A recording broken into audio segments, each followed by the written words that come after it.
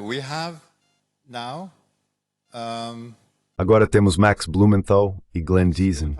Glenn é excelente em escolher e pode decidir de que maneira ele pode incluir Max nisso, porque Glenn vai falar sobre o tópico que ele... Sinta-se à vontade para vir, Glenn. Ele é o especialista norueguês na relação entre a Europa e a Ásia, a questão da Eurásia. E aqueles que o seguem, e são milhares, para não dizer centenas de milhares de pessoas o seguindo internacionalmente. E ele é um homem que não passa impune. Muitas pessoas querem removê-lo como professor, porque às vezes a verdade é mais assustadora do que até mesmo as mentiras sobre as quais costumamos falar. Glenn, a palavra é sua. E eu sei que você discutiu com as pessoas quando e como incluir Max. Max está nos esperando em algum lugar lá em cima, como costumavam dizer.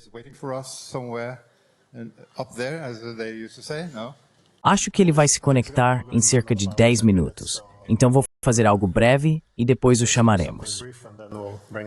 Maravilhoso. Eu sei que tem um fone de ouvido, então estou bem. Então sim, você vai ter que ser um pouco paciente e Max Blumenthal se juntará a nós em breve. Enquanto isso, quero falar sobre um tópico que pode ser um pouco seco e, bem, até mesmo chato, mas que é bastante relevante, eu acho, que é o declínio do direito internacional.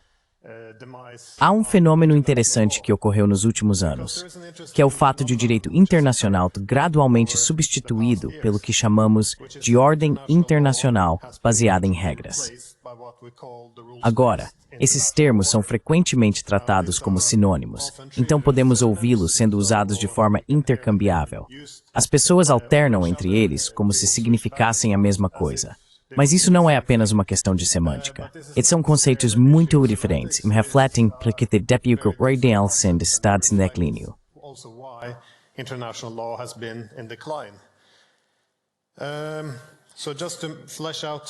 E assim, apenas para detalhar esses dois conceitos diferentes. O direito internacional, como sabemos, estabelecido sob a Carta da ONU após a Segunda Guerra Mundial, foi criado durante uma época em que havia vários centros de poder, principalmente o DES e a União Soviética. Em tal sistema, as principais potências desejariam algumas restrições, ou seja, estão dispostas a ter alguma restrição sobre si mesmas, porque em troca obtêm reciprocidade e, assim, previsibilidade. Portanto, em tal sistema, sob o direito internacional, temos igualdade soberana. Ou seja, todos os estados devem ter a mesma soberania. Ninguém deve interferir nos assuntos dos outros, assim como os outros não devem interferir nos seus assuntos. E todos têm a mesma restrição ao uso da força militar, etc.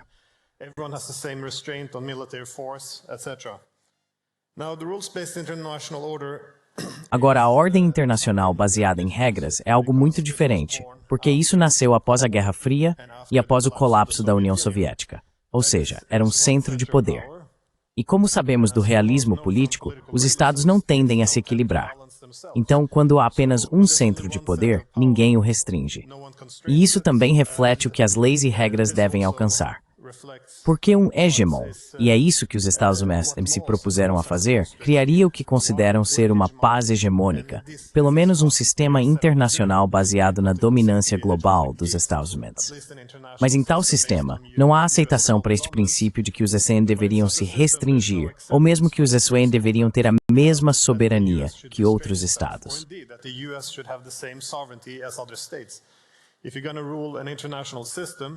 Se você vai governar um sistema internacional, então obviamente você precisa de soberania plena para você e seus parceiros, enquanto o resto do sistema internacional precisa de soberania limitada.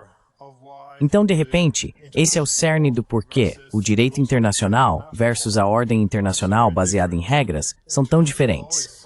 O direito internacional é a igualdade soberana, enquanto o sistema internacional baseado em regras é baseado na desigualdade soberana.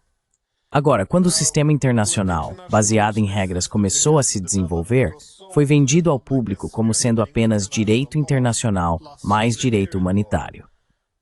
Mas ainda fica a questão, isso adiciona ou compete? Porque o argumento criou dois conjuntos de regras concorrentes.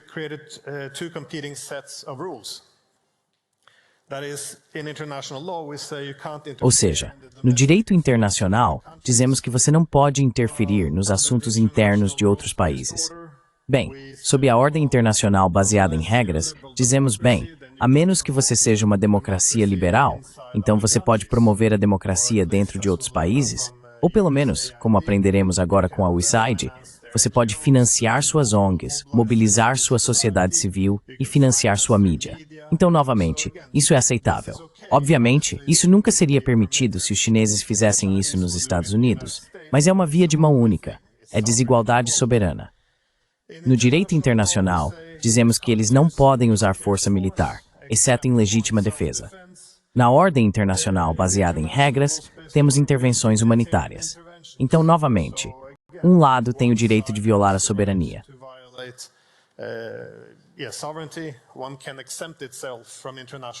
Pode-se isentar do direito internacional, alegando agir no interesse dos direitos humanos. Obviamente, é isso que a OTAN sempre aponta quando está bombardeando outro país. No entanto, não é aceitável, obviamente, se os chineses, russos ou qualquer outro país, especialmente adversários americanos, se referirem aos direitos humanos como uma razão para bombardear outro país.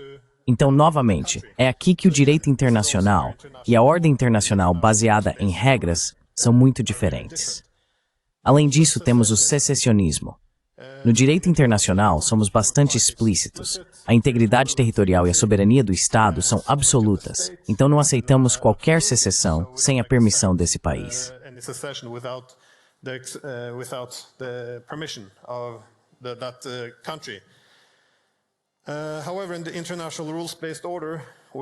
No entanto, na ordem internacional baseada em regras, aceitamos a autodeterminação na medida em que as democracias liberais, ou pelo menos os Estados Unidos, a aprovam. É por isso que acabamos com situações diferentes. No Kosovo, sim, precisamos de autodeterminação, então eles devem se separar da Sérvia. Se forem aliados, como a Espanha, obviamente não. Na Crimeia, não importa quantas pessoas queiram se separar. Ainda é integridade territorial e soberania que devem ser protegidas. E com as guerras da Síria ao Iraque, sempre houve as mesmas discussões nos Estados Unidos sobre se deveriam ou não balcanizar a região, apenas dividi-las em diferentes estados. Então, novamente, neste caso, a integridade territorial não é mais absoluta.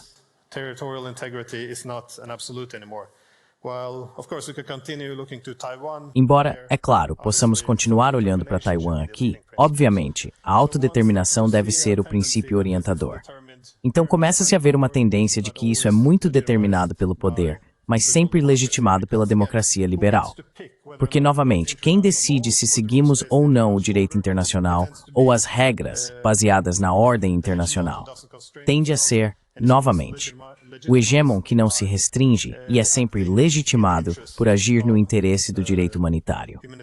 No entanto, acabamos em um sistema onde a promoção da democracia, a intervenção humanitária e a secessão são todas legitimadas pelos mesmos slogans.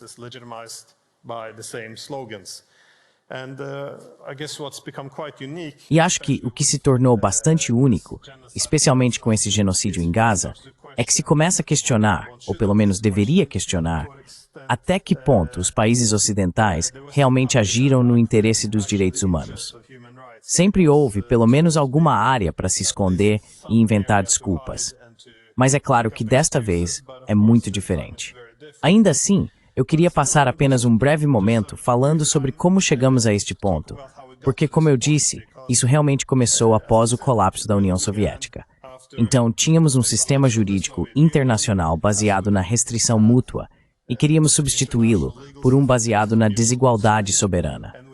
Sem restrições para nós, mas restrições para os outros.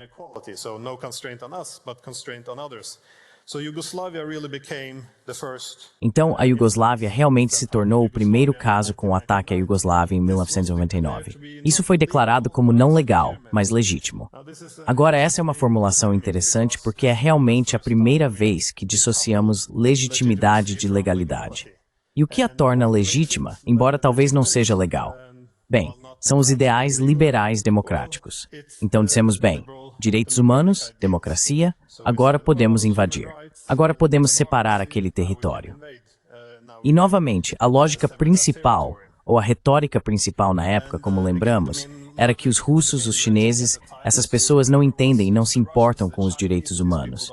Então, obviamente, não deveriam ter um veto no Conselho de Segurança da ONU. E este é realmente o cerne desta ordem internacional baseada em regras. Ou seja, temos legitimidade que nos isenta do direito internacional.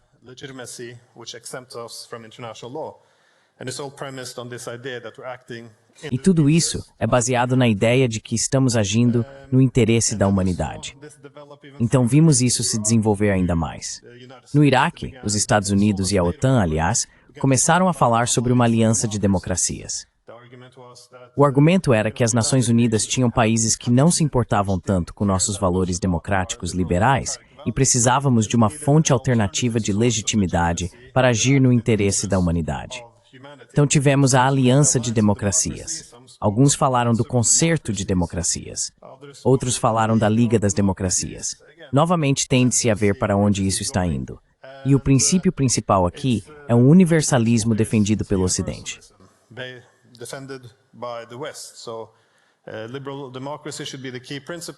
Portanto, a democracia liberal deve ser o princípio fundamental. O Ocidente é o campeão da democracia liberal.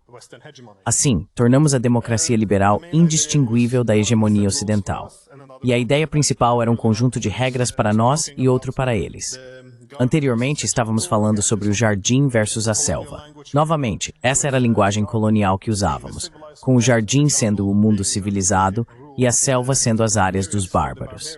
E houve New Times em 90, houve um argumento em regulamento de que os timaldinitres pensavas beneficiar em um delírio. O mal sur tag vor stathmingen. Because this was a time, because the garden now is under attack. This is, by the way, a language also the EU uses now. Aliás, essa é uma linguagem que a UE também usa agora, que a selva está ficando grande demais. Está realmente começando a crescer no jardim. É hora de sair e podar um pouco a selva e proteger o jardim. E, curiosamente, grande parte da retórica dos anos 90 obviamente veio de Tony Blair, e um de seus principais conselheiros, Robert Cooper, chegou a pedir a revitalização do Império Liberal e do imperialismo, no qual ele argumentou que, citação, nós mantemos a lei, mas que fizemos banana na selva, devemos usar a lei. Precisamos voltar a receber mais do de meu exterior.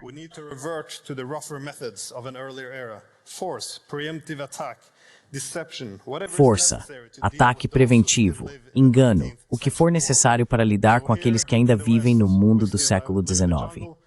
Então, aqui no Ocidente, vivemos em um jardim, mas quando entramos na selva, obviamente as mesmas regras não devem se aplicar, e pode-se fazer quase o que se deseja. Isso também remonta à ideia, para aqueles que leram A Revolução dos Bichos de George Orwell. No final, a nova pintura apareceu na porta do celeiro, que diz que todos os animais são iguais, mas alguns animais são mais iguais que outros. Essa é realmente a ordem internacional baseada em regras. Isso é que todos os estados são iguais, mas alguns estados são mais iguais que outros. E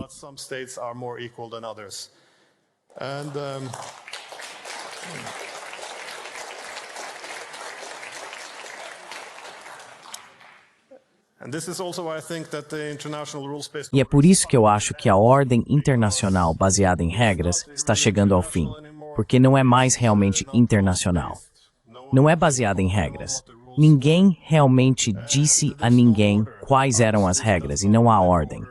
Obviamente, isso não traz ordem de forma alguma, e é por isso que a maioria mundial está se movendo fortemente contra isso e clamando por um retorno ao direito internacional. E o hegemon se foi, o que criou os incentivos para o sistema desde o início. E além disso, a legitimidade de todo o sistema entrou em colapso. Eu acho que o genocídio em Gaza é realmente a lápide final para essa ordem internacional baseada em regras, na qual essa legitimidade obviamente se foi. Então, obrigado. So, thank you.